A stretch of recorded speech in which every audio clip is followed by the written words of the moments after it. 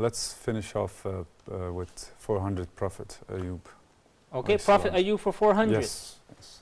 This is the dua Prophet Ayub made to Allah. What was the dua? And this is mentioned in the Quran. Yeah. I have to pass this time. Okay, no problem. Brother Ray, this was the dua Prophet Ayub made to Allah.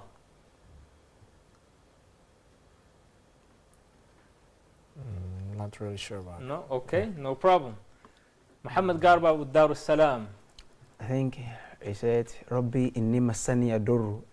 Oh Lord, I've been afflicted with harmness. Okay, very good, very good.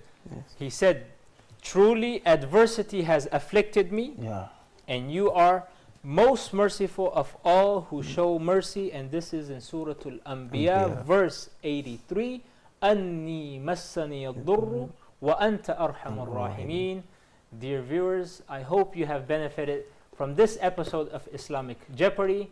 Hope you can join us next time in another round of Islamic Jeopardy. Jazakallahu khairan. Wassalamu alaikum wa rahmatullahi wa barakatuh. Alaikum salam. Praise be to my Lord, Allah, praise